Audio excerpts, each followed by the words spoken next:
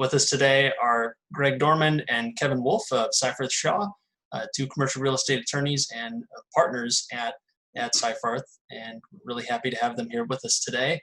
And definitely want to get some more perspective on the commercial real estate industry and building a practice as a real estate attorney specifically. And I think we have two great guests to help us get some of that perspective here today. So if you guys want to just let us know a little bit more about yourselves, and then we can get underway. Sure. You go first. All right. Gregg Dorman, I'm really old because as I was thinking about my career, I started before the dawn of personal computers. So I started back when there were typewriters and carbon paper, which is really bad.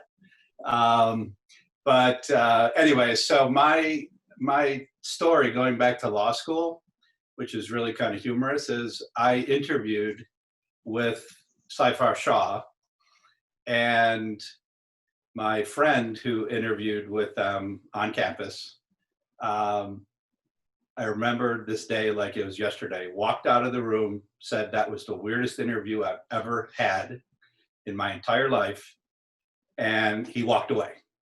And I got on, I just walked in, and there was a woman who was probably younger than I am now.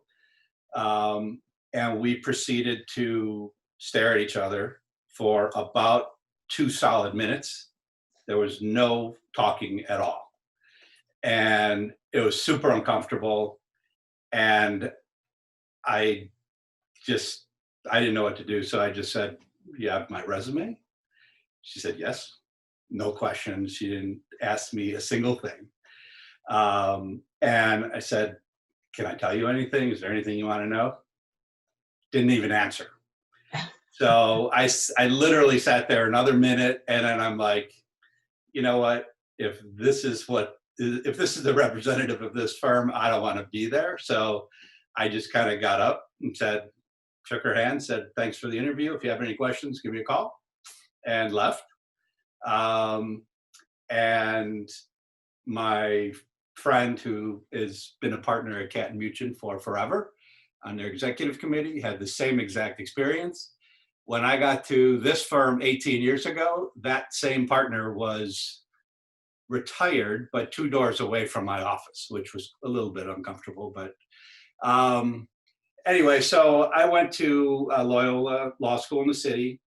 I probably, I will admit I was not a top 10% student at the time. I probably had rejection letters from every law firm in the city. And so I had been clerking at what's now Horwood, Marcus and Burke. I was actually there before the Burke. And so they did extend me an offer. There were 6 attorneys there at the time. It was a little small boutique, and there was a estate planning corporate and a very sophisticated federal and state tax practice, and then one guy who did real estate, and his practice was booming. So I ended up doing real estate, even though I really kind of was focused on corporate and tax. And so again, this is the dawn before computers. So if you had a document to revise, you literally revised it by hand. And you photocopied pieces of paper, and you made little carets, and you crossed things out, and redline comparisons were done manually with rulers and red ink. And I just remember the partner had 0 time to train me. So I just tried to read anything and everything I could, which at that time of the legal era, which was even before the environmental dawn, there was virtually nothing. I mean, it's not like, today you can Google anything, and the answers are at your fingertip. That was not the case. So I just tried to read as many documents as I could, listen to what he was saying.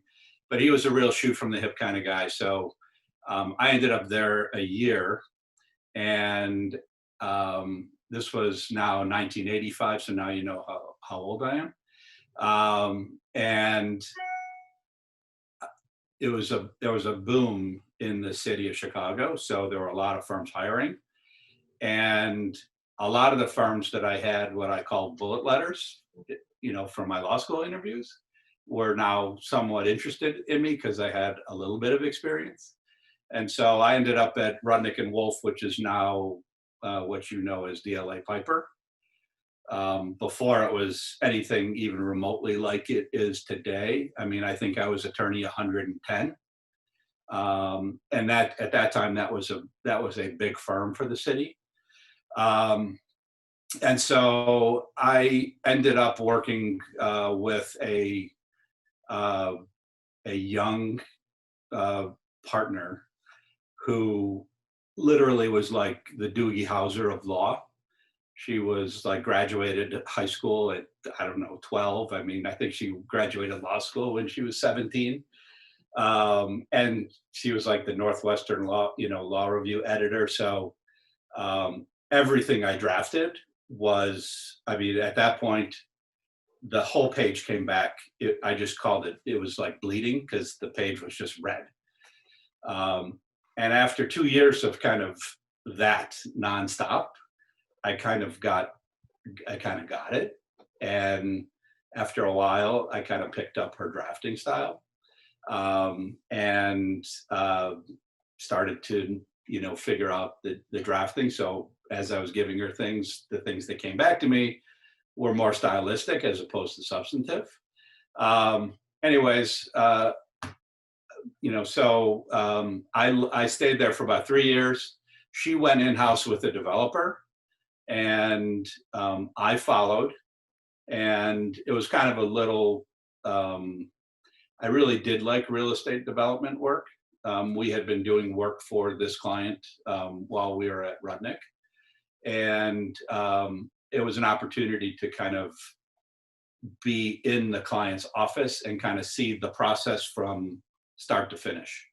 A lot of times when you're just representing a client, you don't get the entire picture.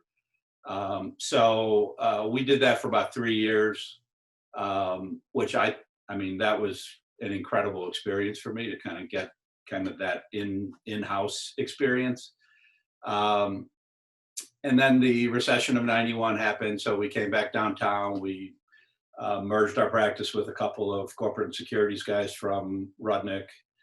And we had a small firm for about 4 years. And in 1995, I was probably making less money than I spent in a year. I was newly married, had a couple of young kids. And so I got, actually, I was looking at the back of an Illinois Bar Journal and saw an ad that was like 6 months old, and I answered it. And it said something like, big box development, retail attorney, something like that. And so I, responded. I think the people that I responded to were like absolutely, they were surprised because the magazine was like 6 months old. And so they proceeded to send me out to a little tiny office in Schaumburg. It was an Atlanta-based firm, and they had a little outpost here. And so I met two guys, and we're like sitting in a little conference room that was like maybe 6 by 6. And they're telling me this big story about Home Depot, and, our firm in Atlanta represents them, and they're big, and this, that, and the other thing. Home Depot was not even here at the time. And so I'm like, yeah, you're going to have to fly me down to Atlanta so I could see the mothership, because this little 6 by 6 conference room just isn't cutting it. So they fly me down to Atlanta, which was another hysterical story. And Kevin has lived in Atlanta for a long time, but literally the cab driver gets lost on the way to the office, and he has no idea where he is. So I end up getting there. I didn't know that the firm was renovating their offices. So when I got there, the receptionist was sitting at a cardboard box outside the elevator. And I was like, oh crap, I wasted a day. Anyway, so I meet this guy named Mark Levick, who had started working with the founders of Home Depot, Bernie Marcus and Arthur Blank, back when around their 8th store in Atlanta. And he's telling me this big story, and we do all this work, you know, Southeast, Northeast, and Home Depot's opening up an office in the Midwest. And so, long story short, I joined the firm, and the Midwest division was, I mean, it was a fairly crazy time for the company. They were opening 250 stores a year. And if you figure every deal took 6 months to 18 months to do, you could imagine how many deals they had to have in the hopper kind of nationally to open 250 stores a year. So it was a pretty crazy time, but it was a lot of fun. And from a, you know, I came in, there was a, you know, when I got to my firm in the Chicago office, there was I'll just say a white-haired guy.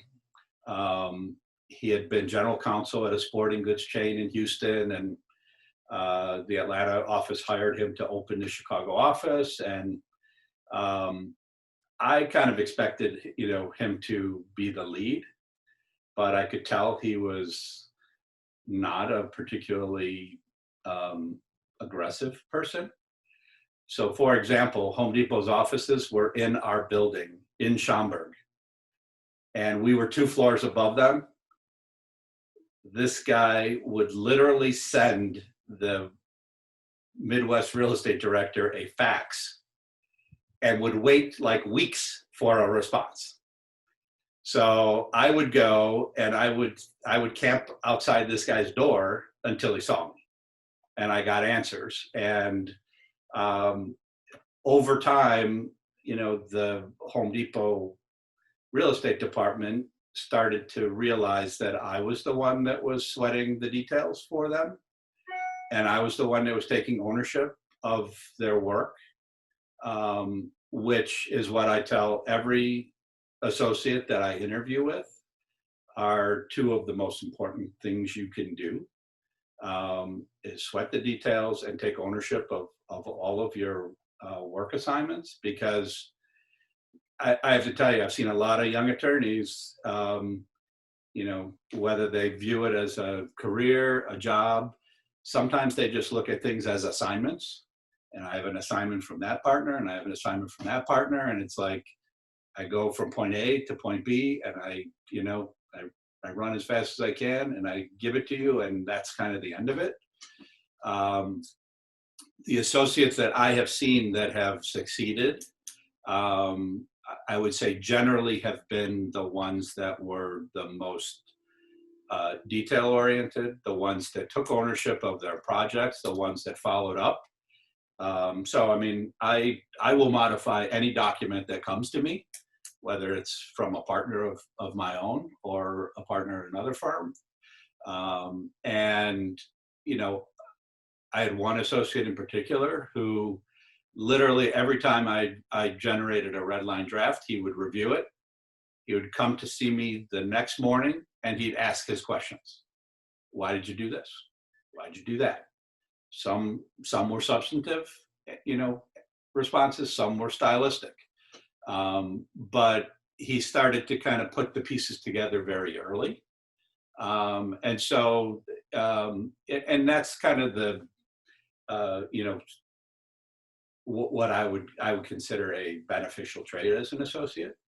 I have to tell you, when I was a baby associate at Rudnick, there were some partners who were my age, scared the living crap out of me. I didn't want to talk to them. I didn't want to see them. They just scared me. I know I can be pretty scary. I know Kevin knows that.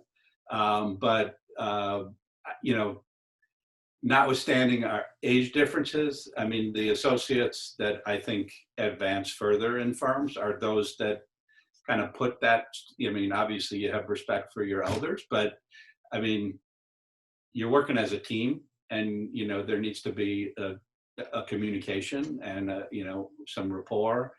And so, you know, while I had, you know, some serious senior partneritis when I was an associate, I try to have an open door policy. Anyway, so I was at that Atlanta-based law firm for 7 years, and the wheels started to come off in my Atlanta office a little bit. There was kind of a Home Depot real estate group. There was a non-Home Depot real estate group. There was a corporate group who ended up leaving the firm. And so it was kind of a weird time. And the firm in Atlanta came to me and said, you know, hey, you know, what are you going to do? You know, we need you to make a decision. Are you in or are you out? And at the same time, Home Depot came to me separately and said, hey, you know what? The wheels are kind of coming off of your shop in Atlanta, but, you know, we want you to keep doing our work. So go back to Rudnick, you know, form your own firm, you know, do what you want, but we really would like you to take a look at Seyfarth, who at that time in Chicago was really kind of known as just a labor and employment firm. We had some real estate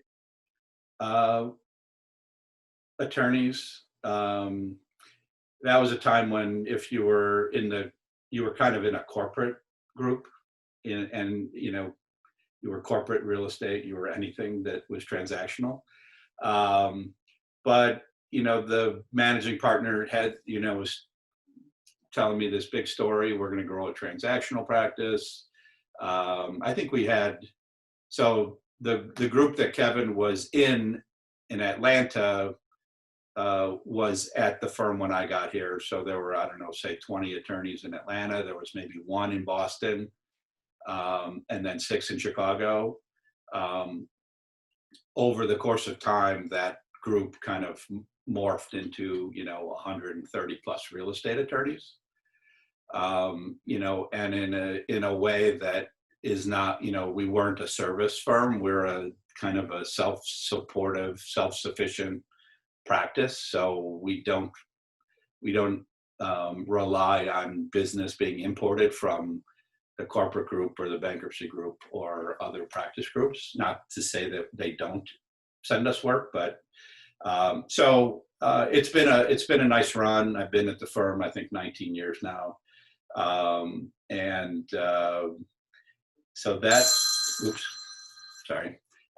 So with that, that's kind of my path. I'm going to turn it over to Kevin, and he has a different path. I do, but all is interesting. So after the dinosaurs went away and Gregg took on his second job, I joined out. So first off, any meeting after 5 o'clock, it counts as happy hour. So if you guys want to have a beer, by all means, go ahead. That goes when we're in the office or working from home. So yeah, I'm an accidental lawyer. I had no intention of going into law. No one in my family had been a lawyer. My dad was a business guy. My mom was a teacher. I went to school to be a teacher. And I got snookered into taking the LSAT, and one thing led to another. I ended up going to law school, and here I am. But my intent was to teach. So it's been interesting I've been at Seyfarth now for 18 years. And over the course of that time, I found a lot of different ways to teach with clients. Well, both in law school settings, I taught at the University of Georgia, but also with clients. A lot of what we do is actual counseling. As a real estate attorney, if that's what you guys are interested in doing, there's very little law that I do. It is a lot of drafting. It is a lot of negotiating. It is a lot of counseling and sort of helping clients organize their projects, strategize on how to get to where they want to get on that deal, and then helping them execute on that.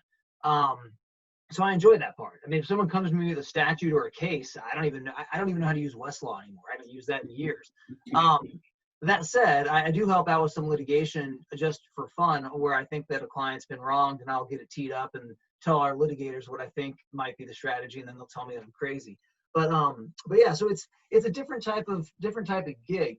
Went to law school, did all that. Had a job lined up in Atlanta where I was living at the time. My wife and I came to Chicago to visit a friend over Labor Day, during our 3L year, and fell in love with Chicago. Scalped tickets to a Cubs game at Wrigley, and we get on the plane, and my wife, who's also a law student, we're like, we need to move here. So I sent out 100 resumes to firms in Chicago. I only applied to firms that had real estate or tax. I wanted real estate because I like real estate. It's tangible. It's something you can actually touch. Or I wanted tax because you can be as weird as you want and people are going to leave you alone because nobody wants to do that work. And so that's what I applied for. And I wanted a firm that had no more than 100 attorneys. I didn't want a big shop. And got one positive response, and that was Dancona. And I came up, and I remember, just like Greg, you will remember your interviews when you get to that point, and the one where you finally get the job you want. And I was sitting there, and I asked the guy across from me, Carl Russo, who Greg knows. I said, "What was it about my resume that piqued your interest?" And he said, "Absolutely nothing.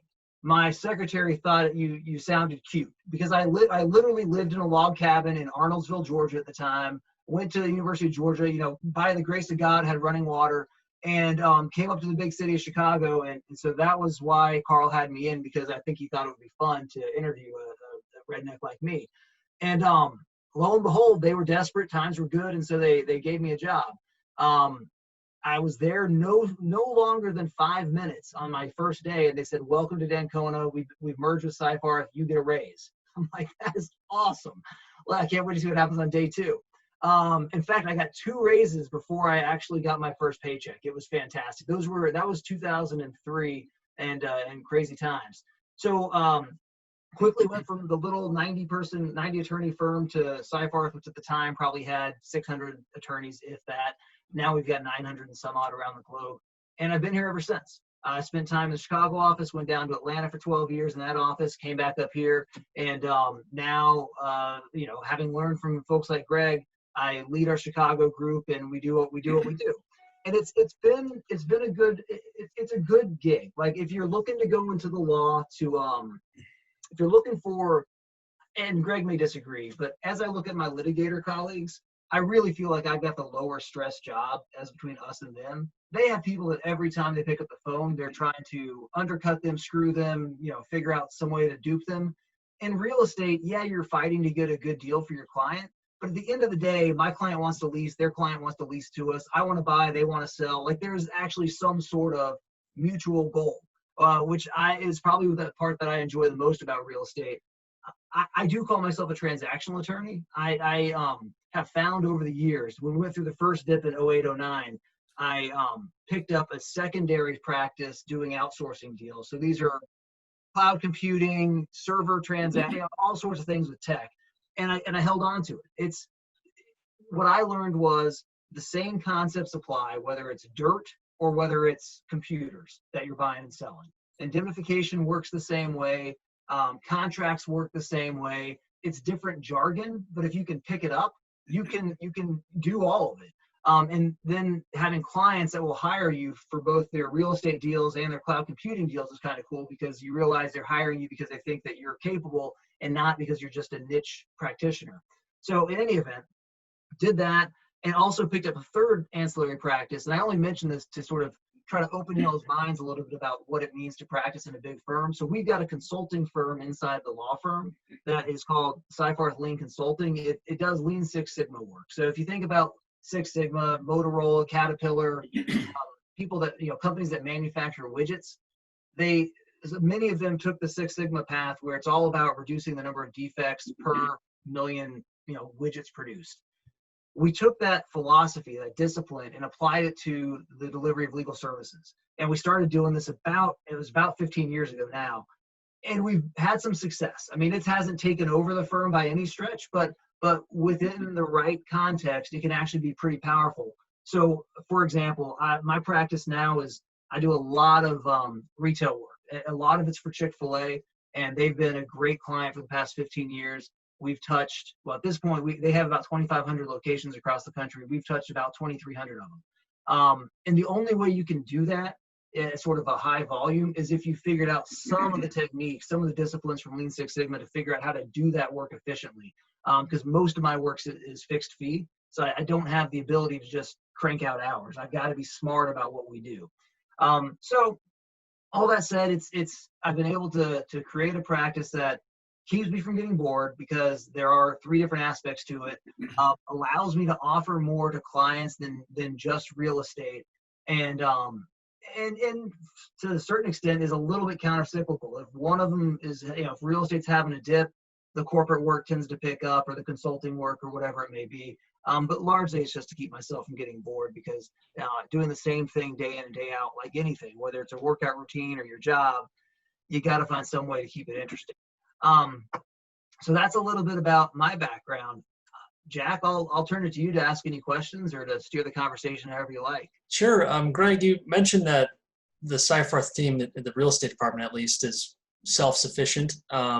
How do you guys go about building a book of business, especially in the commercial space where it's, a lot, we'll say higher transaction value, maybe harder to find that business? So how do you actually build a book of business? So, it depends at what level you're at. So for associates, aside from networking and, kind of growing up with people that then grow up into positions where they have the ability to delegate work and outsource work. I think at a firm of our size, it's a matter of being a high performer with a client and, becoming kind of the responsible party. So when you kind of transition from just kind of a worker bee to a go-to person for a client where they're calling you specifically. And, we have clients that are, call our, mid to senior level associates directly, which is a great sign. It's a sign that they have confidence in that associate. It's when, the partner or the client calls and says, so I sent someone an email and they didn't respond, or, I got this answer, but I'm not sure it's right. That's a different story. But at our firm, it's a matter of kind of making yourself invaluable to both your internal client, which is your partner, or the team. So Chick-fil-A has a team, Home Depot has a team, and so on. But also making yourself invaluable to, the actual deal makers or decision makers. Some of our clients are attorneys that sit in legal departments. Some of our clients are real estate people that are out there, and it's always kind of an interesting dynamic with those guys, and not just guys, women as well. My best story was when I started doing the Home Depot work. Every new store for Home Depot generated $40+ million in a market. Every new store. There was no competition in the Midwest. And so if you could just envision the real estate people as gunslingers with bags of money on their belts, they would there wasn't a problem that they couldn't find that they couldn't throw enough money to make go away. And at some point, my senior partner in Atlanta just looked at me and he goes, I'm telling you now, you're going to have to say no to these guys because they're just going to want to do crazy shit. Pardon my French. So I'll just tell you a super quick story. One of my very first deals, we're buying a 36-acre parcel in St. Louis. First mistake, real estate manager kills every deal in the market. So this is the only deal he can do. Second mistake, they teamed up with a local broker who was kind of not exactly above board, steals the deal, and then wants to charge Home Depot $1 million premium to sell them the dirt that they know they need. So we get that all figured out. And the real estate manager comes to me and he goes, you see that shopping center that sits between us and the interstate? I said, yes. He goes, well, we have to demolish a third of it in order to have a line of sight to this store. And so on that deal, that particular real estate manager literally wanted to give the owners of that center $2 million, no controls at all. And I literally had, like, it didn't come to fisticuffs, but I told him he couldn't do it. And he proceeded to yell at me for about 5 minutes straight. Came back in the afternoon, said, okay, we'll do it this way. But I mean, that's kind of a little bit of a fine line. Things are not quite like that anymore. Most real estate people in larger retailers kind of have a program to follow, and they have, you know, managers and committees that kind of review their deals and their economics and whatnot. But so I think from an associate level, it's to make yourself invaluable. Obviously, if you're lucky enough to have, you know, a client that is ready to go out of the box, that's great. I mean, when I started working for this Atlanta-based firm, I mean, Home Depot was not my client. Now, in my position, the best client is a client that jumps from client to client. I call them client hoppers. So I have a client that went from Home Depot to Kohl's. Guess who started to do Kohl's work? That same client then went to 24-Hour Fitness. Didn't quite get that work. Same client went to DaVita. We started doing DaVita work. Same client is now at Sweetgreen, and we're starting to do Sweetgreen work. So that's my favorite client, because you keep all of the other clients, but you have this whole pool of new clients. Which I think is a shorthand way of, or a longhand way of saying relationships. I mean, that's what I've noticed with Gregg's practice over the years, is he's got deep, well-established, long-standing relationships with people who are in the industry for a while, and as you say, hop from client to client. And I think that's a key to it. I mean, people always ask, how do you get your first client? The first one's tough. First one, I think what Gregg said is absolutely right. The first one is you earn your way into it by just being indispensable for that particular existing client of the firm. And the way that I did that was I pretended it was my money. I taught myself leasing, pretending that, okay, that $100,000 a year they're going to pay, that's my money. What would I care about in this document? And I read the document, and I did hundreds of these, saying, what if it was my money, what do I care about? And that was the easiest way for me to get my head into what matters in the document. And then my first actual client was a guy that was opposite of. And I think that's another way that you could develop a book of business. Be excellent at what you do, but don't be a jerk, because it's the real estate bar and the real estate community is actually not that big. And you will run across the same people time and time again over the years. And if you are one of those scorched earth negotiators, it's ultimately not going to inure to your benefit. Rather, in my case, I was representing a bank down in Georgia, a national bank that was doing a Georgia deal. The developer across from us, the landlord, was just a solo developer. He and a buddy had some land, and I did the deal. Didn't think anything about it. A year later, he calls me up, and the landlord, the opposing guy, and said, "Hey, Kevin, will you represent me?" And I'm like, "Well, okay, but why?" And he said, "You did that deal with the bank, and you were so cordial that I did not realize how badly you screwed me. And now a year later, something's come up, and I looked at the lease, and I'm like, oh my God. So I want you to do the same thing you did for the bank for me again." And so I said, okay. So he became a good long-standing client, and then he introduced me to his buddies who are developers, and that one client became 5 clients. That's another way to do it. So there is a snowball effect. It's that first client, the first 2-3 clients are the hardest to get. Once you've learned how, and you've got the confidence, and you can tell people about your other clients, or at least reference them, I think that it does start to snowball, and you get more adept at the business development piece. But it takes time. And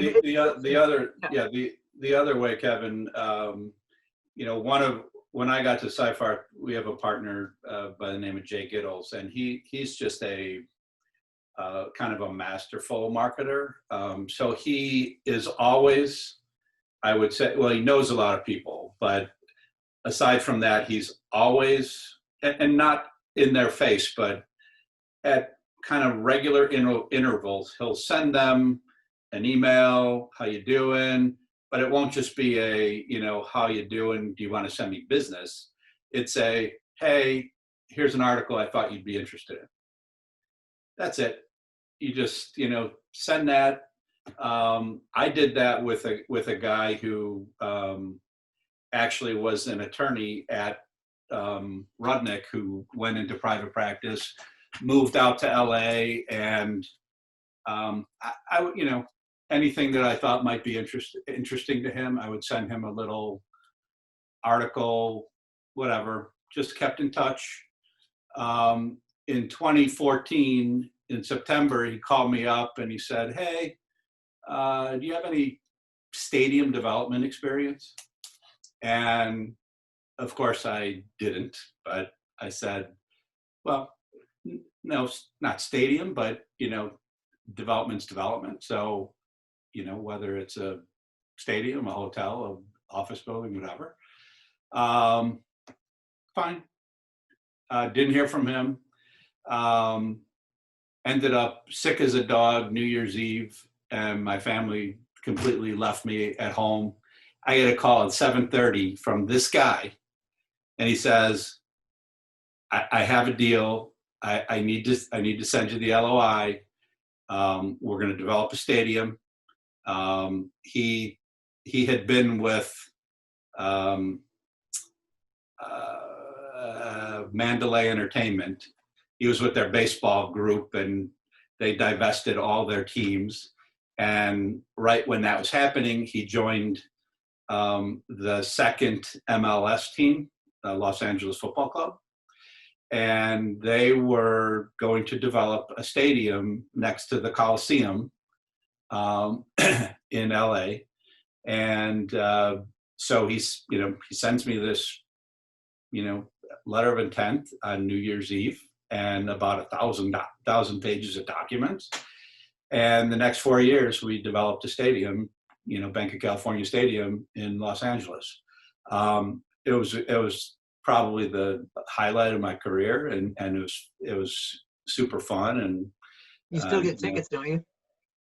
Actually, I transferred them to Bob Milligan in LA because I just wasn't going enough. But you know, I mean, it was great to, you know, my wife got to meet Magic Johnson, who, you know, she was all happy about that. But so, I mean, that's just a kind of a, you know, you keep yourself out there, not in a hard sell mode, but just to kind of, you know, do them a little favor, and every once in a while, and you just never know what, you know, you plant a seed. You know, that's like when, you know, Kevin and I are members of the International Council of Shopping Centers. You know, they have you know, some major conferences, of course, in this environment. We don't go, but they have a deal makers conference in Las Vegas every May, and then they have a law conference in October. And when I was young, I would go there, and I was putting so much pressure on myself, like I had to get business, had to get clients, and that's not the way it works. It's really kind of a more of a get yourself out there, meet people, plant seeds, let them know what you do, and then follow up and keep in touch with them. So, and do excellent work. Yeah. Hey, Jack, I've got about 5 minutes, so sorry, and then I'll have to jump, and I apologize in advance. Yep, that's all right. Does anyone have any questions on their mind right now before I go to our list? So I actually had a question. I was wondering, when, you know, you're applying to firms, is it a good idea to show an interest in, for example, real estate, or is it better to be more neutral, and then if you are given the opportunity, then go into a certain practice area?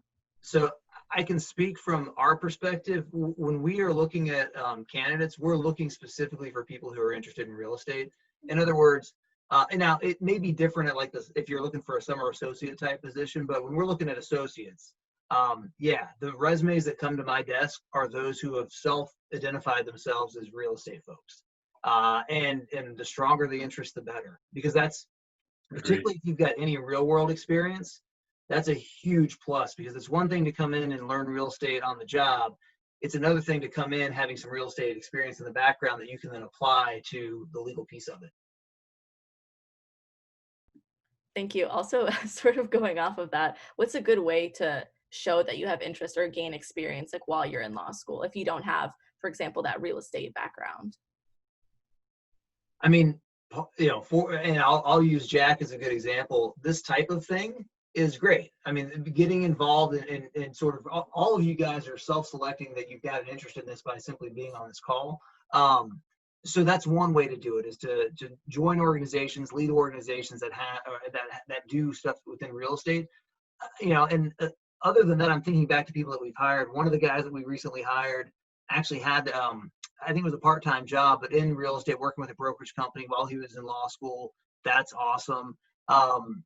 You know, so those are, it's kind of the either get practical real world experience or show that you've got an interest by getting involved in the real estate community, which again, as Greg mentioned, right now is tough because nobody's having in-person meetings. But there's still stuff going on. I mean, ICSC, I presented a couple of weeks back at our law conference from this desk right here. You know, you can still get involved. It's just different. Do you have any tips for the COVID-19 era in trying to build a network or just getting involved with things? That I grant you it's tough. I really feel for our junior associates right now who are starting that process, because it is, you know, going back to the comment that a lot of this is built on relationships.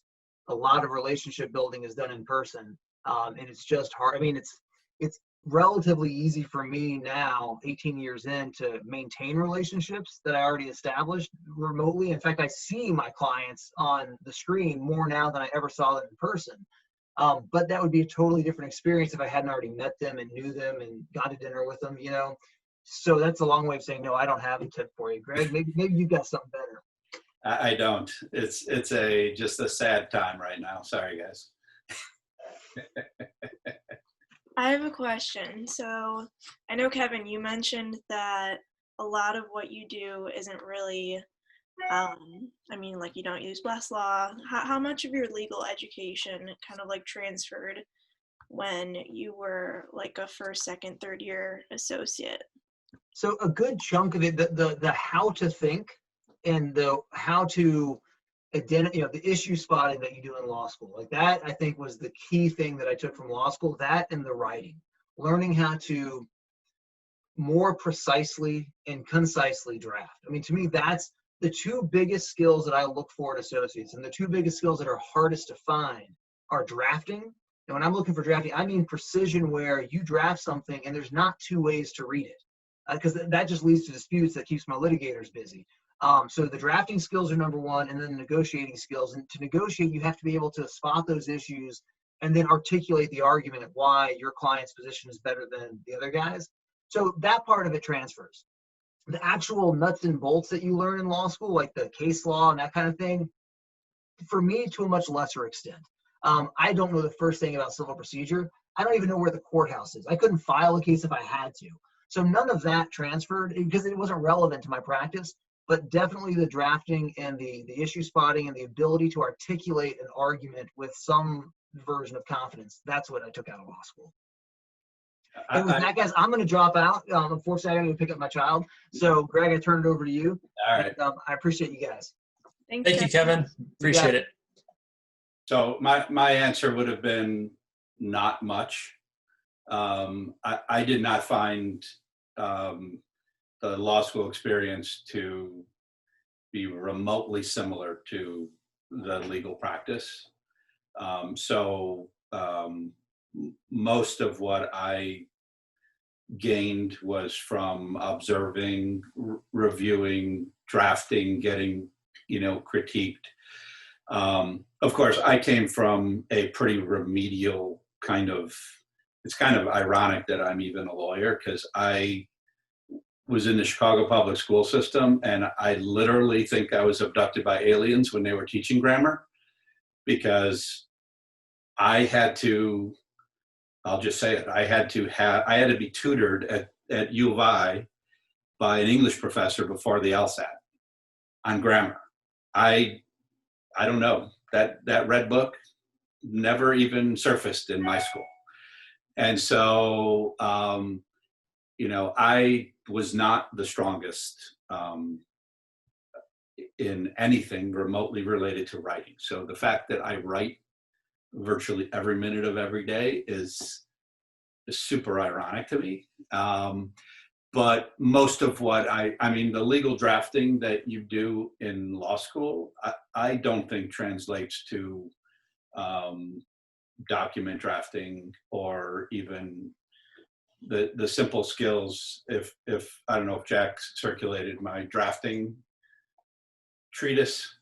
I tell you, I am probably the most strict drafter in our entire group in Chicago. And I draft I typically draft in a certain way, but I will say, and you typically have to, you know, when you work for different people, you adjust your styles. I had a guy that worked for me. He adapted his style exactly to my normal drafting style, which is fairly, I'll just say, thorough. I'm not going to say it's better than others. Other people will cover the same material substantively, but mine tends to be a little more organized and thorough. And this guy like mirrored that to a T. And everything I sent his way, that's the only thing he could do. It was like, you know, pick a baseball player. He could only go up and hit it out of the park. If you needed a bunt single for a little, you know, letter with more of a little conversational tone, couldn't do it. He would sit and he would stare at his computer for hours. He ended up not making it past our 2008 recession, but a friend of mine who has a small firm hired him. And to this day, we still laugh about that because he's like, the fact that I have kept this guy busy in his little slice of the world for 12 years is just absolutely mind-boggling. But so anyways, I'm not as, I'm not saying law school was a complete waste of time. I'm not saying that. I do think that the critical thinking aspect of it is good. But I think it's just a different ballgame, you know, out in practice. So I don't know if it's good or bad for you guys, but it's like a clean slate. As a follow-up to that, what skills do you expect first year associates to have coming in? Like, what do you want them to know, whether it's about real estate or, you know, some of those skills that you touched on, like drafting? Yeah, so I mean, no first year is going to come in and be able to draft. So it's kind of a progression. So if you look at it on a scale, you know, anywhere between your first and third year, you're going to get, you know, somewhere between 0 and 50% client ready, you know, as far as a deliverable to me. And I revise it and make it client ready. The only problem we have is when you get to your third year and you're not progressing. And that it happens. I mean, some people just aren't cut out for this. But I would say a base understanding of real estate law. You know, like I took a real estate course at University of Illinois when I was there, and I mean, I kind of got hooked on real estate from that. I thought it was incredibly interesting. So, I mean, I just had a basic understanding of, you know, forms of ownership, you know, fee and leasehold interests and different types of conveyances. Did I have all the pieces put together? No. Did I know how to read a title commitment or how to look at a survey? No. But this is what I tell associates that I'm interviewing. I might, and again, I didn't come from an Ivy League law school. There are still some even older partners than me at this place who kind of still have that mentality. I tell associates being able to listen is key. And if you're too busy, like I had an associate who came from actually a very good school. He was so intent on writing down every word I said during our meetings that like the words were just like bouncing off of his head. He was writing it down, and then when he went back to his office, he didn't even know what they meant. And so he'd come back and ask me, or he'd go and ask somebody else. So I would say listening is key. Asking questions.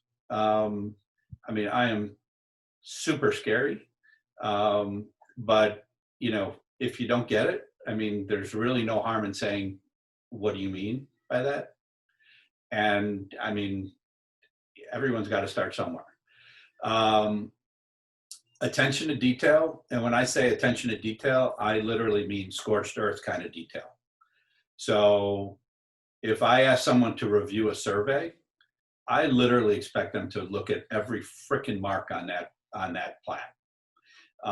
It may be a speck of dust, but surveyors use little symbols. They use a little, round thing for a sewer. They use a little round thing with little lines around it for lights. They use, different types of lines for utility lines. I expect every square inch of that survey to be reviewed. And if you can't match up what's on the survey with what's in the title commitment, you note it, and vice versa. If you can't match up with what's on the title commitment with what's on the survey, you note it. And if you have any other questions, it's interesting. A lot of people, so I do a lot of development work. So what's on a piece of property is not as important to me as what's going to be on the property. So, I always have, kind of a survey, and then I have an overlay on the survey of what is going to be there. So I see what's kind of in the way. And, because it's a little bit of a different analysis. So for example, if you're looking at an existing building, well, yeah, existing buildings need electricity. So there's going to be an electric line running to a transformer that's going to power the building. And typically there's going to be an easement for ComEd. Okay, no great surprise.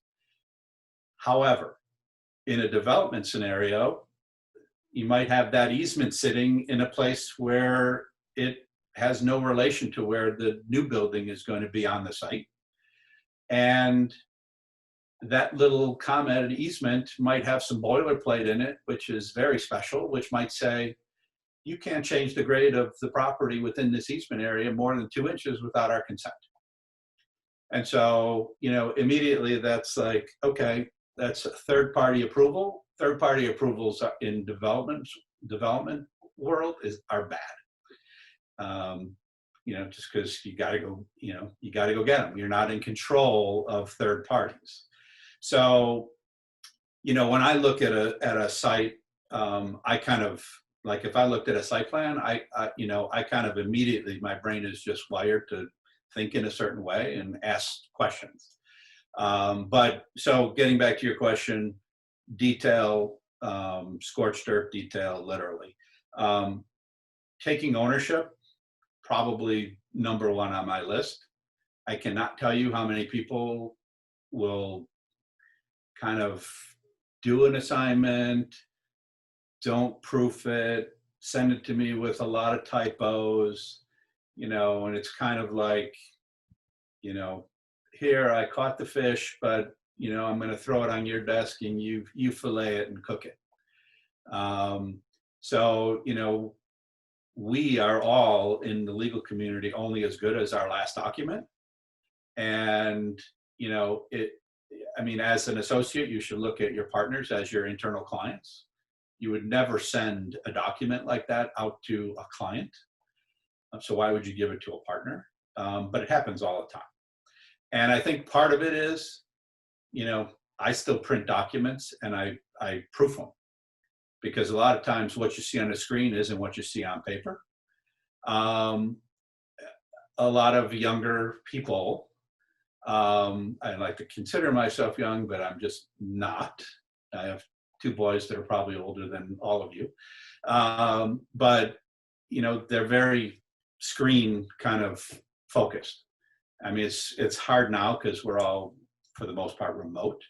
But I would say make sure the product you're delivering is something that you're going to be proud of delivering. Review that drafting memo. I mean, consistency in drafting is essential. So if you have defined terms, if you define, the term for the parcel that you're selling, buying, leasing as the property or the premises, and you use initial cap P, use it throughout. Don't have lowercase p here, uppercase P there. Don't call it something different, like the building or, the facility or the project. I mean, make sure you're consistent throughout. So drafting is important. What else do I got? I'd say context. So context, by that I mean, you might have the right legal answer, but it might not be the right answer for the context of the deal. So if a client comes to you and says, tenant is saying this, what are my rights? And you say, well, you can do X, Y, and Z. That's a default. You can, do this, that, and the other thing. Well, yes, the landlord and the tenant are kind of adversaries, but you have to think about it in a business context. Tenants are your landlord clients' customers. They don't, if a tenant's paying rent, they're not going to want to kick them out just over some, kind of non-material type of default. So whereas, you might have the right legal answer as far as what the legal document says, but you have to just think of the context, because your clients might view kind of things differently. And so kind of gaining that business sense is kind of important, and it's something that you develop. The last two, I'd say good judgment. It's really kind of just a function of anything. It's not anything in particular. So I would say if I give an assignment to somebody and they don't ask me when it's due or how long it should take, I always find that kind of fascinating. My son was in investment banking for a while. And when, he could sit around all day, and when he got something at 7 p.m., he didn't have to ask when it was due. He was going to work on it until it was done, because that's what was expected of him. It's not, I don't expect that, but I always find that the people that don't ask me never deliver it within any remote sense of when I should get it. So I would say good judgment. I'm not quite sure you can learn. I think it's kind of just you have it or you don't. But for example, if, I give you an assignment and I say, I need this tomorrow. And you say, how long do you think it should take? And I say, 3 hours. Okay. If you go and you're working on it for 8 hours and you're like a 10th done, good judgment in my mind would be picking up the phone and saying, Greg, what am I doing wrong? Am I missing something? Because I am sitting here spinning my wheels. You told me this should take me 3 hours. I'm like at 8 hours, and I have probably another 27 hours to go. That's what I call good judgment. Bad judgment would be spending the 27 hours that can't possibly be billed to the client, and then after the fact saying, yeah, I really didn't know what I was doing. So that's kind of one thing. Other things in, larger firms, you get assignments from different people, and some of them might be conflicting. So if I say I need an assignment, close a business tomorrow, and then another partner independently gives you the same deadline, and you're sitting there going, well, I can't do both. It's just not physically possible. So what is the associate, the typical associate response is to put on the hero hat and say, I'm going to get both of these done. And what typically happens is you run into Dorman rule number 1, which is everything takes longer than you think. It just does. Everything takes me longer than I think. And so when you play hero, okay, you now are screwing one of those partners, okay, because it inevitably will happen that at 3 o'clock on Friday afternoon, you're going to call one of them and say, I can't get this done. Okay, whereas the appropriate response would have been on Thursday when you got the assignment, you should have said, hey, I just got an assignment from so-and-so, and we have the same deadline. Do you absolutely need yours tomorrow, or can it wait until the weekend or Monday? And again, that's a really hard thing for an associate to do, but that's good judgment, because at the end of the day, a couple of things might be the case. That might have been my arbitrary deadline of Friday close of business. It might have been the client's. You would never know unless you asked. So, if it turns out that you guess wrong and it is the client's, well, then you've put that partner in a pretty bad spot. And, partners, I'll just say, tend to vote with their feet. And so if you do that after, a few times, they kind of stop going your way. It's just kind of natural.